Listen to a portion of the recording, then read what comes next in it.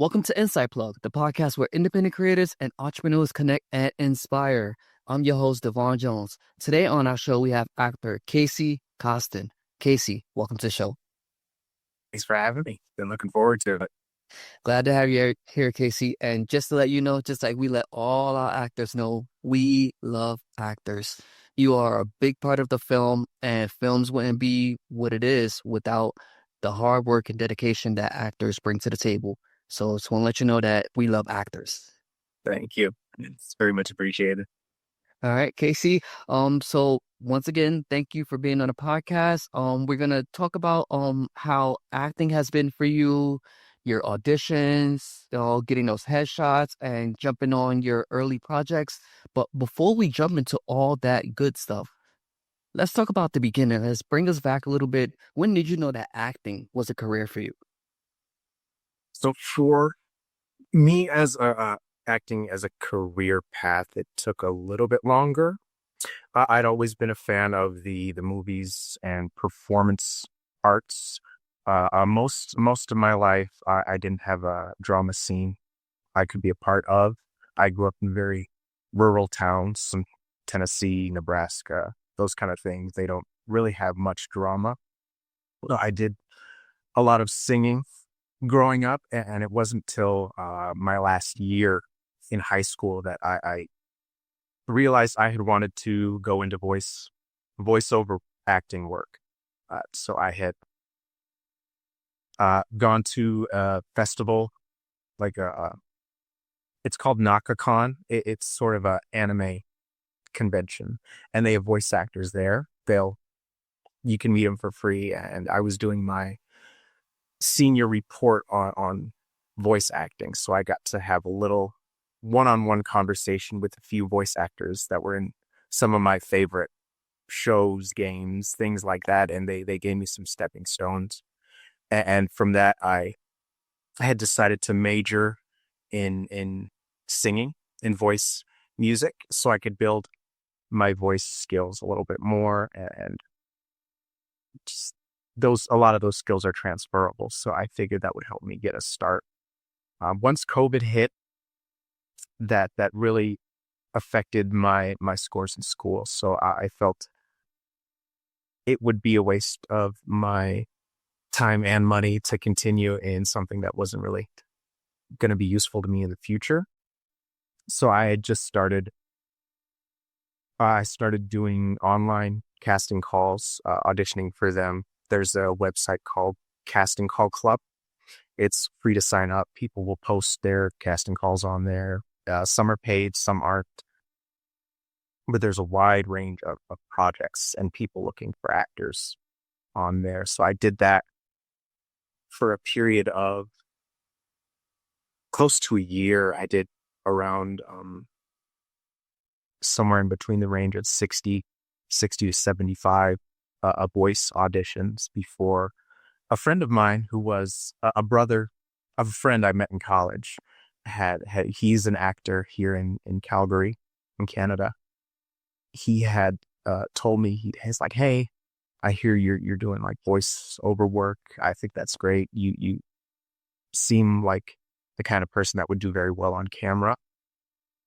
So if you are ever in Calgary, hit me up, take some classes. I can get you hooked up with an agent up here." So I moved to the city from where I was going to school and spent a good 4 to 8 months just doing the training they have in the city. There's very good teachers for acting here in Alberta. And so once I'd finished my classes, I got into student films. I found some public casting calls for a school called SAIT, the Southern Alberta Institute of Technology, I think. And they have a very good film program, very great film program. And they post their casting calls publicly for local actors to audition for. I had auditioned for one. I got the part. It was a good part. Good cast, good crew, very small production. very good entry point for film. After that, I had auditioned for a smaller part for a different production. I thought I wasn't at the point where I could take principal roles yet. I felt I should try and ease myself in with extra parts. And so I auditioned for this day player part. And the casting director sent me an email, said, "Hey, we loved your tape. Would you be willing to read for the lead part?" I was like, "Sure. Yeah, fine. It should be fun." They sent it over. I did the reading. They got me the part. It was my first lead part in anything. And I think it was the second day on set. We had just finished a shot. It went very well. I was at a desk and I was sitting in a chair, and it was just me and the cameraman and one of the grits in the room.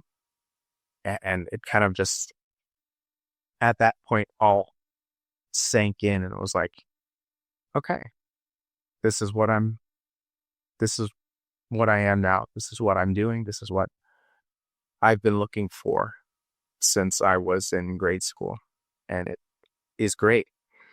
And then from there, we finished that production. It went great. It's still one of my favorite experiences to this day. I made great connections with that. It was a very good class of filmmakers. Everyone I know that was in that class, I think mostly everyone is now working in the film industry. They're doing great work. They're on Netflix, Amazon, that kind of thing. And it's just great to see it from a local perspective. Young filmmakers going from assignments, in school to now they're actual casting directors on real projects that they're casting you for, and running into them on set for real jobs. It's like, wow. It's like you were this student I saw, a couple of years ago, and now you're in the big leagues. It's been really good. It's been great. Awesome. I love it. And congratulations on getting that lead part. So I have a few questions. So you did mention earlier that at the convention, the animation convention, um could you share with us some of the animations that you watched growing up that you like and some of the characters? Yeah, I liked it was a big mix of things. I think the the start of for me for really paying attention to actors was The Lion King. I was a really big Star Wars nerd, and Darth Vader was my favorite character, favorite thing in all of fiction. And then I saw Lion King after that, and I heard Mufasa talk, and I was like, wait a minute, that sounds a little bit familiar. And my mom was like, oh, that's Darth Vader, and I was kind of astounded. Wait a minute, Darth Vader's not a real person, and they can be more than one character? That doesn't make sense. And then after that, I just kind of, kept looking out for those actors in more than one role. Next was Liam Neeson. Um, him in the first episode of Star Wars, and then him in Schindler's List was a really big connection for me. But some other animations I grew up watching was just the basics: Naruto, Dragon Ball.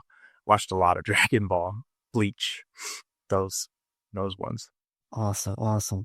All right, so Casey, could I ask, who or what inspires you to keep going? I am I really like the work. The work to me is what makes the whole filmmaking process worth it. I I like telling human stories, and my favorite movies are the ones about just like people doing things. I like recreating human experiences. My favorite roles are just the ones where I spend most of the time talking to people. It's You learn a lot when you work with people and these human stories. Awesome, indeed. All right, Casey, so now let's talk about this project that you are a part of. It's titled My Secret Online Boyfriend is My CEO. Mm. How did you get a part of that project and how was that experience? That experience was very, very fun. I had a really good time on that one. I met some great people. I had auditioned for the role of Lee, and after the first day, they had asked me to play a different character named Franklin because I had auditioned for the part because it seemed more comedic. And when I got to set, the I don't know who made the decision, but someone had made the decision to introduce Lee as another to split Lee's scenes kind of in two. So the more serious scenes they gave to a different actor, and some of the lighter scenes I got to keep. So I was changed to Franklin, and I think there was another actor was given the role of Lee, and that ended up being. I was a little upset at first because I had worked very hard for the audition and done a bunch of prep, which essentially got thrown out the window after the first day. But they let me keep the rest of my scenes, which ended up being much better for my performance. It gave me the freedom to actually do the prep I had prepared and not try to do things on the fly. It that For me personally, changing the prep on the fly is very hard, and I stiffen up, if that makes sense. But I don't. I'm pretty happy that I got recast now at this point because I got to do the scenes however I wanted to do, and they didn't give me much notes, and it's the best footage I have now. So I'm glad it worked out the way it did, and I was already friends with the actor beforehand. He had so seeing him get a big part and do good was really good for me.